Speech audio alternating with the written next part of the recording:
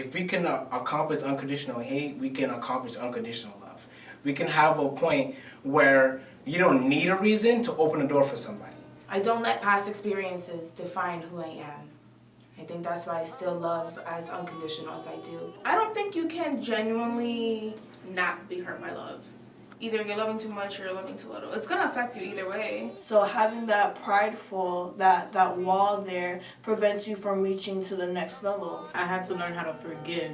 You know, forgive the people that hurt me, forgive the people that did wrong to me, because at the end of the day, hurt people hurt people. What hurts the most is seeing someone so young lose hope of love so fast. The way society is, like, nobody wants to be alone. Like, it's like everybody thinks that you have to be with someone. You've got to keep pushing forward. You can't let this, you weren't even in love thing hurt you to the point that you're never going to love someone.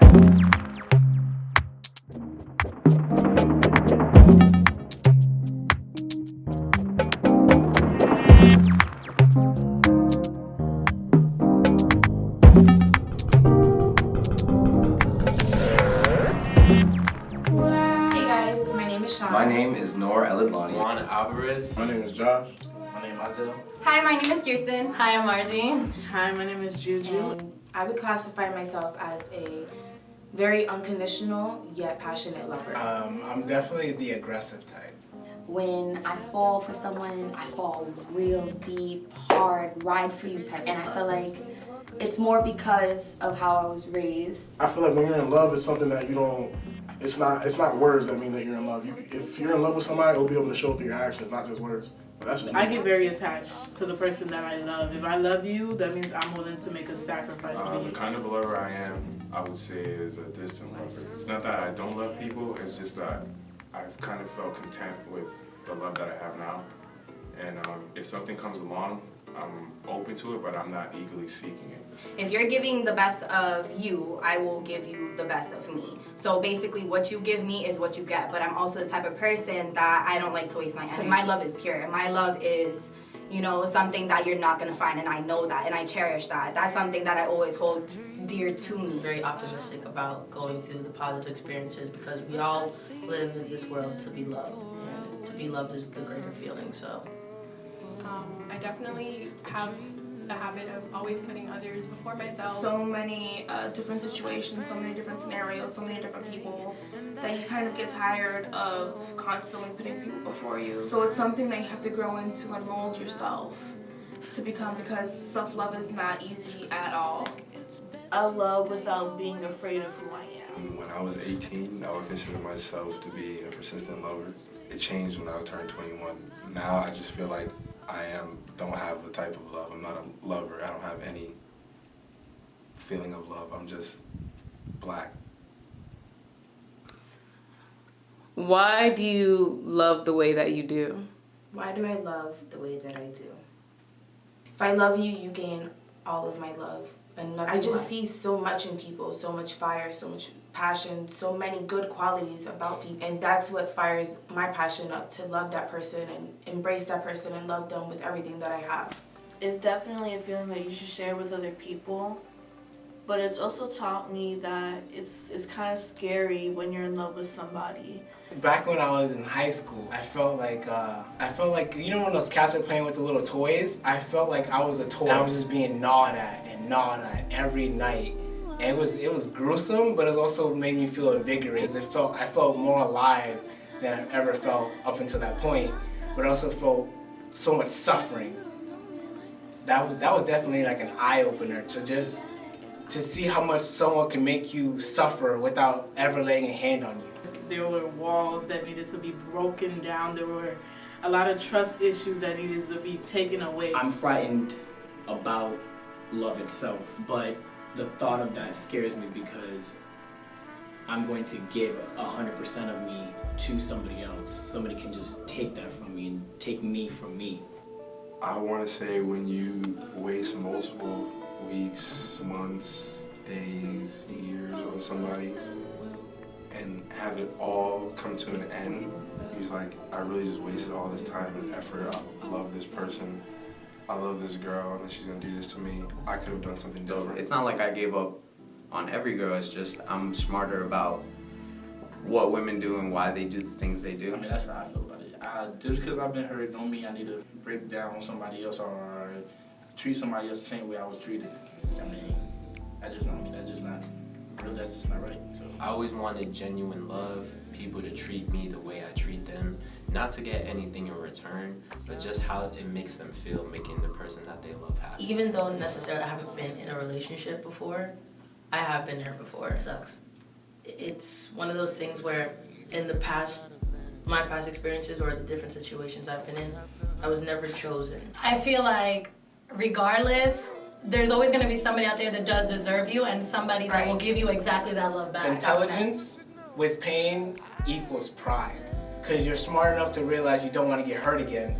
So then this pride begins to defend yourself. It begins to manifest and it begins to guide your actions. And it was like all the hopes and dreams I had for that relationship just, I think that's what it really made me cautious. I don't want to open my heart like I did before. You can't find somebody unless you have faith in God to love you the way you're supposed to be loved. People are like eggs. You know, their yolk on the inside is, you know, very soft, vulnerable. It's developing. People are becoming, you know, different. But on the outside, keeping everything protected is pride.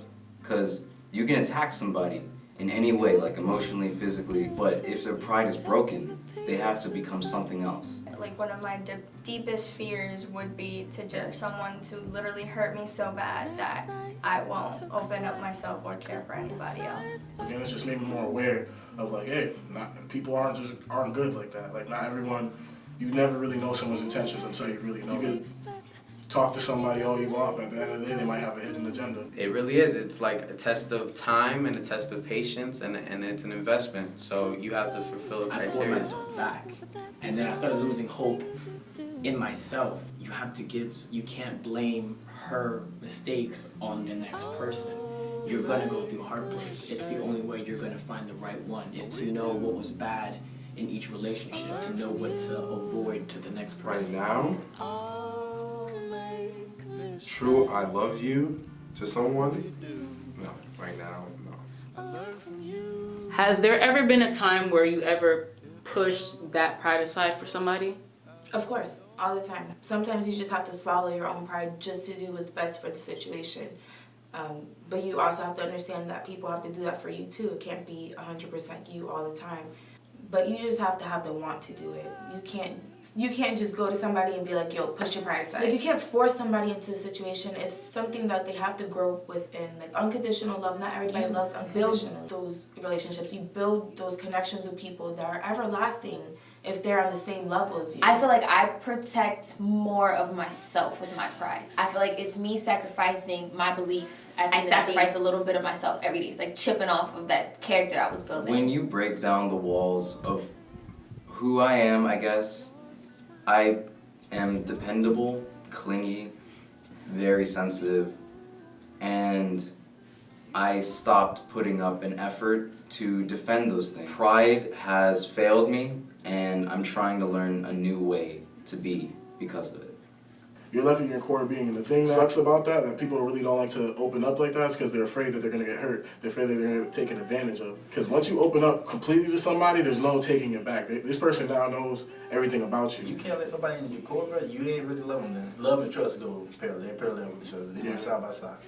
So you can't do one or the other, and you don't really love someone. Every single thing that happens to you affects the core of what love is to you. Well, with pride, if you take away your pride, you take away the fear. You discover so much about yourself that you definitely didn't know, because again, love is filling those holes. It fills those holes you don't even know you have.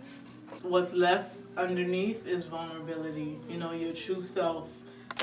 Pretty much the baby you, the you that wants to be cared about, the you that wants to be loved, the you that is willing to care about somebody else and love somebody else. Pride is put aside.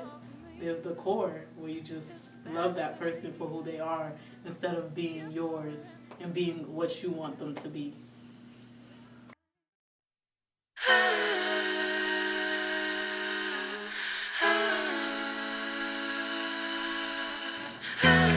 How many times have I lost hope, like with love?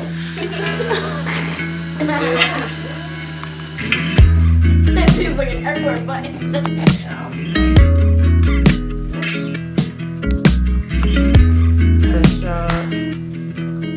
Alright, I'm gonna show you like this. They just like that. He's a gambler, spinning wheels, poison victim, look of steel, the coldest heart you've ever felt, the coldest hands you've ever taking down all his way, a million miles to nowhere, as his love truly blown in his mind. I'm proud to roll. Uncut. If you don't record me on my back, you gotta pay me. It's finally real, there's nothing fake, a mystery now to me and you.